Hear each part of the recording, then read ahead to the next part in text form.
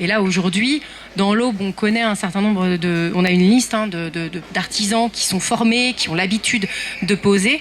Mais effectivement, par exemple, si on veut faire rénover sa maison, qu'on veut faire construire sa maison en béton de chanvre, là, ça demande quand même un petit peu plus de recherche parce que tous les artisans, tout le monde ne va pas avoir forcément l'information.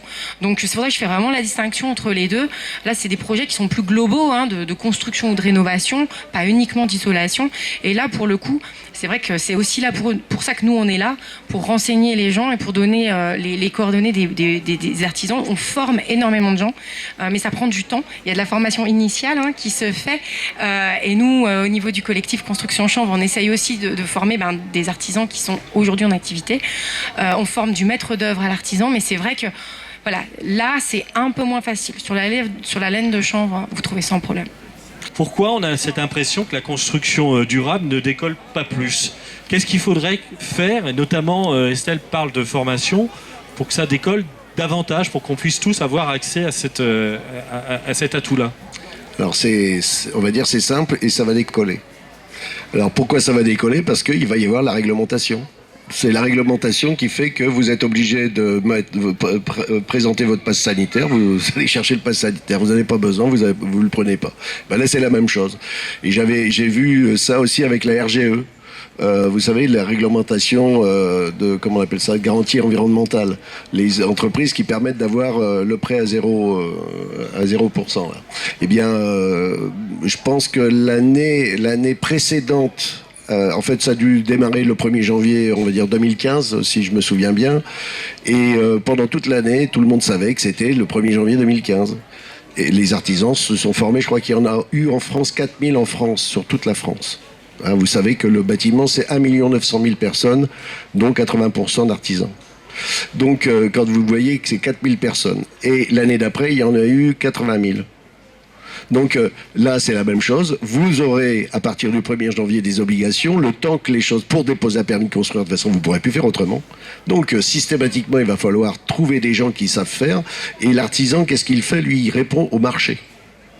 Donc il précède souvent pas le marché, il fait selon le marché. Donc je pense que ça va se développer l'année prochaine. Par contre, il faut mettre en place des formations. J'allais vous dire, par exemple, on a besoin de maçons, j'imagine, de plâtriers, de choses comme ça. Et là, on touche à l'apprentissage. C'est une grande question actuellement. Est-ce que aujourd'hui, les apprentis dans les CFA commencent à être sensibilisés à ça? Est-ce qu'ils sont formés pour ça? Alors, déjà deux choses. La première chose, c'est qu'il n'y a pas tellement de maçons de formés dans le département de l'Aube.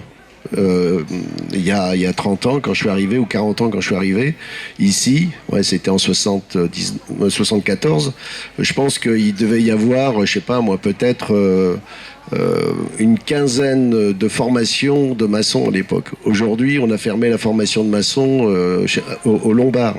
C'est incroyable.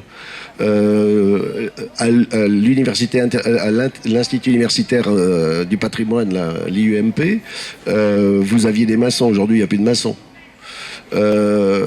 C'est problématique. Pourquoi? Parce que c'est pas le fait que les gens ne veulent plus former des maçons. C'est pas que les organismes ne veulent pas former des maçons. C'est qu'il faut faire en sorte que ce métier-là reprenne de l'attractivité. Et donc notre problématique il fait que la première des choses, c'est repenser le métier autrement. C'est faire en sorte que le jeune, enfin que la maman ou que le papa qui a un jeune adolescent d'une quinzaine d'années se dise, s'il fait ce métier-là, il pourra peut-être un jour réussir à faire des choses assez exceptionnelles. Ça, c'est un premier point. Puis c'est pour ça que je trouve que quand aujourd'hui, il y a deux choses qui font qu'on choisit un métier. Un, le côté souvent économique. Mais aujourd'hui, si vous êtes maçon hautement qualifié, ça vaut. Je pense que tu peux gagner un peu plus qu'un banquier derrière un comptoir.